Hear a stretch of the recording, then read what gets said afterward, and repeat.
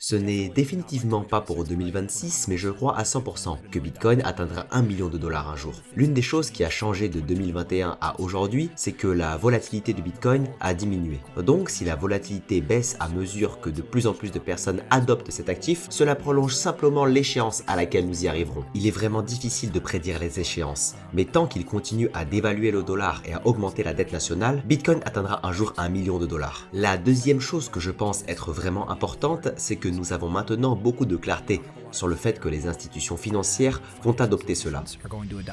Anthony Pompliano est un entrepreneur et investisseur américain populaire, connu principalement autour de son podcast The Pomp Podcast, dans lequel il interviewe des personnalités influentes du secteur technologique et financier. Lors d'une récente interview, sortie juste un peu avant les résultats des élections, il a évoqué la manière dont l'approbation des ETF Bitcoin aux États-Unis a ouvert un accès massif pour les institutions contribuant à faire exploser la liquidité et la crédibilité du marché. Pour Anthony, Bitcoin est plus qu'un simple actif numérique. C'est un bouclier décentralisé contre l'inflation et la dette publique, et un symbole de rébellion financière. À mesure que Bitcoin se rapproche de l'acceptation grand public, son prix augmente, mais surtout, il change toute la narration autour de l'argent. C'est un changement dans notre manière de penser à la liberté et à la souveraineté. Bitcoin est une révolution financière, remettant en question les fondations de l'économie mondiale. Et selon Pompliano, il n'y a pas de retour en arrière. N'oubliez pas de liker cette vidéo, de vous abonner et d'activer les notifications afin de soutenir notre travail. Sans plus attendre, plongeons maintenant dans cette vidéo.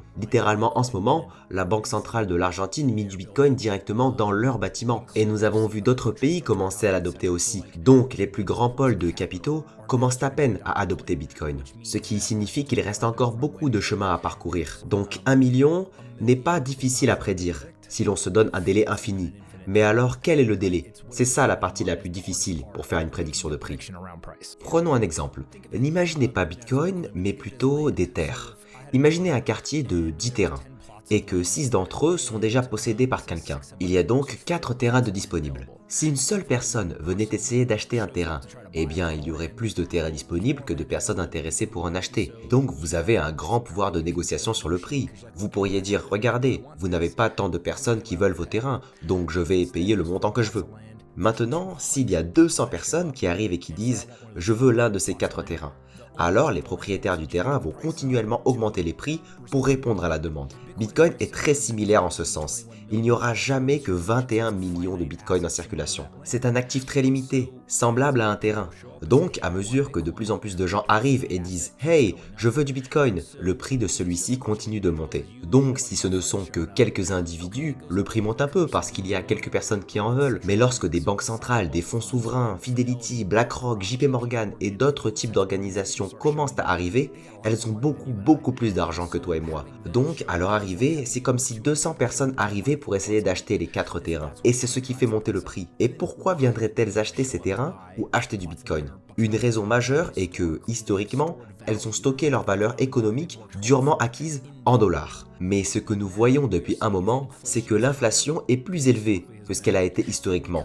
Et nous augmentons tellement rapidement la dette nationale, qui est l'argent que les États-Unis créent, empruntent, etc., que la seule façon d'en sortir est de dévaluer la monnaie. En gros, ce que cela signifie, c'est qu'ils vont continuer à imprimer de l'argent. Et c'est très similaire à ce qui se passe quand vous achetez votre maison. Lorsque vous empruntez pour un crédit immobilier, c'est un prix fixe. Donc vous empruntez 100 000 dollars pour acheter une maison qui vaut, disons, 150. Vous mettez 50 000 dollars d'apport, vous empruntez 100 000, et donc vous devez juste rembourser 100 000 dollars plus les intérêts. Mais à mesure que le dollar se dévalue, je rembourse ce prêt avec des dollars dans le futur qui valent moins. Et donc c'est de l'arbitrage. C'est comme ça que l'on crée de la richesse dans l'immobilier. C'est pour cela que tant de gens ont une grande partie de leur patrimoine investi dans leur maison, parce qu'ils ont un actif réel et que le dollar se dévalue par rapport à cet actif. La dette nationale est un chiffre nominal, mais on dévalue le dollar pour rembourser ou gonfler cette dette.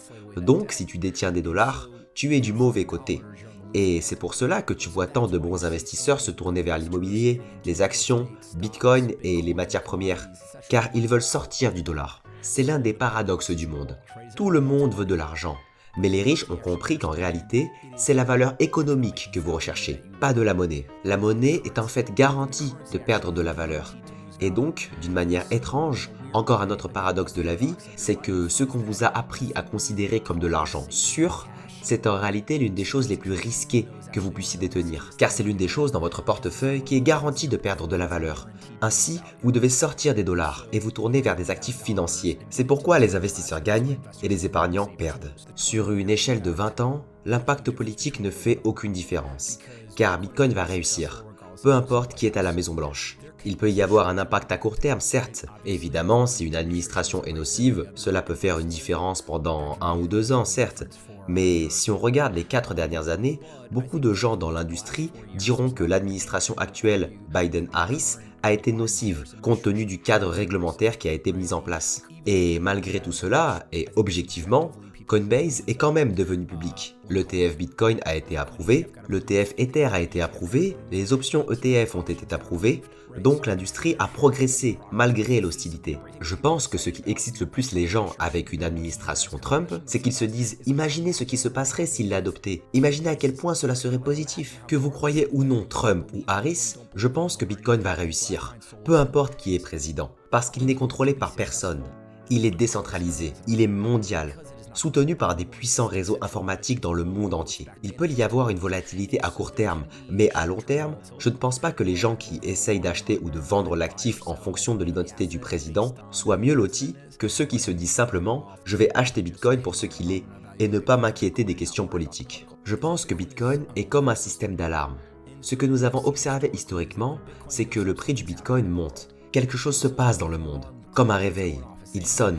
Nous l'avons vu augmenter lors des conflits géopolitiques, nous l'avons vu augmenter lors d'une crise bancaire, lors d'une pandémie mondiale, nous le voyons maintenant monter à l'approche des élections. Je crois vraiment que Bitcoin, en ce moment, se négocie en parallèle ou est corrélé aux chances de victoire de Trump. Je pense qu'il y a beaucoup de gens qui disent que Trump sera meilleur pour Bitcoin. Mais ce que je pense réellement, c'est que si Harris gagne, Bitcoin se vendra pendant 1 jour ou 2. Et ça repartira aussitôt. Encore une fois, je reviens à cette idée que sous n'importe quelle administration, il pourrait y avoir une volatilité à court terme. Mais je pense que Bitcoin va faire ce qu'il fait, peu importe ce qu'il se passe. Vous pouvez voir cela parce que Bitcoin a monté sous les républicains et sous les démocrates. Il a été créé sous la présidence de Obama et a traversé plusieurs présidents tout en continuant à faire son chemin. Quand je vois le prix du Bitcoin monter, je me dis toujours, tout le monde est distrait par la politique, car c'est le récit le plus facile.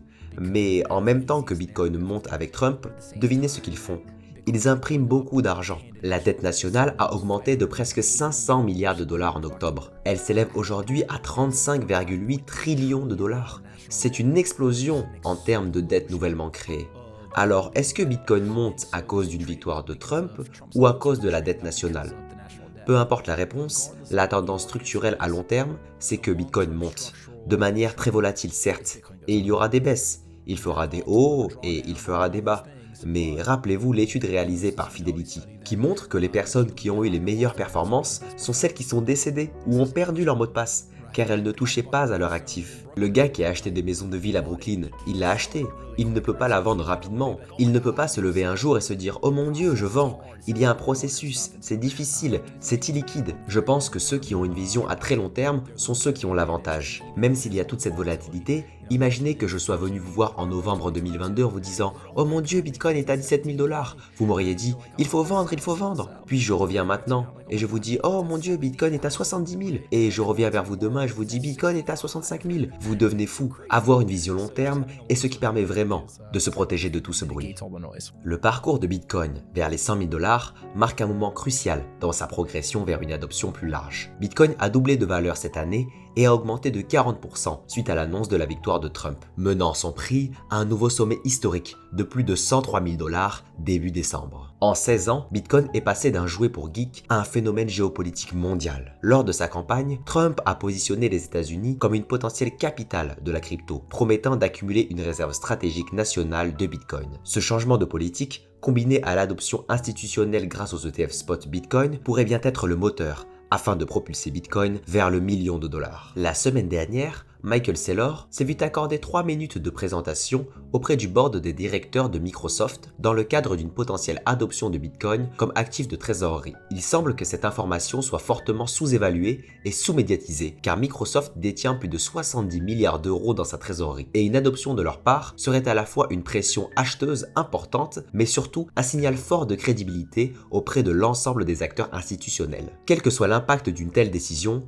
nous serons rapidement fixés car le vote des actionnaires sera rendu mi-décembre. Et vous, quel est votre avis sur l'évolution du prix du Bitcoin? Êtes-vous d'accord avec Anthony Pompliano sur le fait que Bitcoin atteindra 1 million de dollars? N'hésitez pas à partager vos pensées directement dans les commentaires. Quant à moi, je vous dis à très bientôt pour une nouvelle vidéo.